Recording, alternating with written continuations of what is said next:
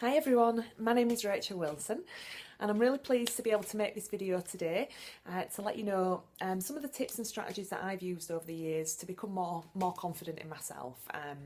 Growing up, I did struggle. I had a fear of what people thought of me and I didn't like meeting new people, and I just found that I just struggled in a lot of areas of life, with work and with relationships, and yeah, I've had to really spend a lot of time learning how to be more confident. So yeah, what I started out doing was I started to notice that there were people in the world that were successful and that they were really confident and they found it easy to talk to people, and I started to question, why is it that they find it easy and that I don't? So I started to talk to them and to start to learn their strategies really. And what I've learned is that people that are confident, they have a really good positive self-image of themselves. They know that they're a good person. They know that they're successful. They know that they're good at some things, but they have a lot of humility. So they know they're good at some things, but they also know that some things are not so good at as well. But what I found is that the way that they talk to themselves, the things that they say to themselves, are very, very positive. So they use positive affirmations. So things like, I am confident, I feel good, I know that when I walk into this situation everything's going to be all right, I expect a really good outcome from this, and they visualise what sort of outcomes they want. So what I'd suggest doing is, first of all, writing out, how do you actually want to be? What type of person do you want to be? How do you want to be in a certain situation? How do you want to be when you walk into a party or when you're walking into a business meeting? You know, what is the ideal that you want to be, and how do you actually want to act? How do you want to carry yourself? What are the things that you want to say? And start to visualise that. And I'd write that out on a daily basis, and I'd say something like, I'm so happy and grateful now that when I'm walking into a new environment and I'm meeting new people, I feel comfortable in my own skin, I feel relaxed, I feel happy, I am confident, I feel that I've got a lot of self-worth, and start to use these affirmations and doing it on a daily basis. What I've also found is that my confidence is directly related to my self-esteem. And you know, and at a time when I was younger, you know, I didn't really have a lot of self-esteem. I didn't really think I was good enough. I thought, I didn't think very highly of myself, really. So I remember speaking to someone and saying, you know, how do you get self-esteem? How do you feel better about yourself? And she said to me, what you need to do, Rachel, is to build your self-esteem, you need to start doing esteemable things.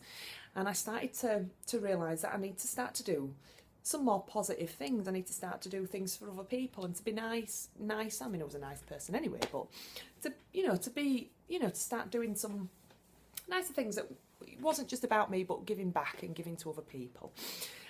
So once I started to do that, once I started to have this visualisation of how I wanted to be and how I wanted to act, and once I started to realise that actually, you know, I do nice things, and I am a good person, I am caring, I am generous, I am kind, I do help people.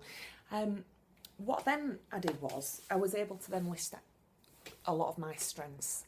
And as human beings, we all have lots and lots of strengths. We all have weaknesses as well, you know, but we do all have some good qualities and some good characteristics. There's positivity in all of us.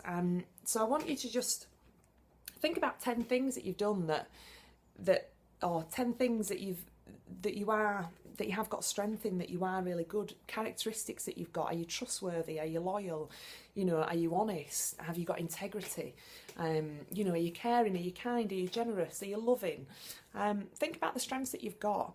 And if you can't think of any, just think to yourself, but if I had to think of something, what would it be? If I had to think of some type of strength, what would it be? Because we've all got lots and lots of strengths. And if you can't think of any, why don't you actually speak to one of your close family members who loves you, or one of your friends who loves you, and I'm sure that they'll be able to give you a massive long list of strengths that you've got that maybe you don't realise that you've got. So once we actually realise that, you know, that we are good people, and that we do nice things, and that we have got some really good strengths about our character, it's really good then to realise, do you know what, I am a good person, and I am all right, and yeah, there's not some things that I'm not so great at, but actually I'm really good at some things. So then what I also learned was, I read a book called Feel the Fear and Do It Anyway, and it's by Susan Jeffers, and it is a fantastic book. And one of the main things out of that book that I got was that it's always a win-win situation. If I thought to myself, I need to speak in public now, I need to get on this stage and I need to talk in public, or I need to go to this party, or I need to go to this networking event, or there's this man over here that I find attractive and I want to talk to him. What I need to do is I need to say to myself, it's a win-win situation. If I go over there and if I speak on that stage and it all goes wrong, it doesn't matter, because you know what, at least I've done it, at least I've had a go, and at least I've done it, and at least I've practiced. If I go out there and I get a massive, round of applause, or people really respond to me really greatly, then it's a win-win. It's a win. I've achieved it.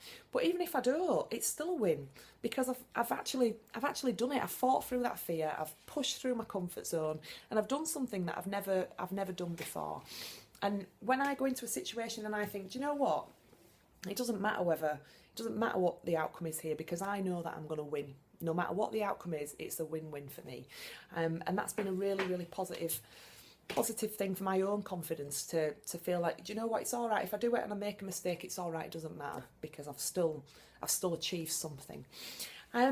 What I've also found is that a lot of my self-confidence, or rather a lot of the self-doubt that I've had, a lot of the fear that I've had, it's sort of on a subconscious level. It's things, it's those sort of niggling self-doubts that are there in my mind that sometimes on the surface you don't really know that they're there. So I've used a lot of hypnotherapy as well, where I've listened to it, and it's subliminally, it's gone into my mind, and what I found is that after doing it, I found that little positive thoughts would pop into my mind at times that were unexpected, and I thought, oh, that's because I've been doing the hypnotherapy. So I think it's great to be able to use a multitude of strategies really to help with self-confidence, and it's good to try them all and to see which ones work best for you.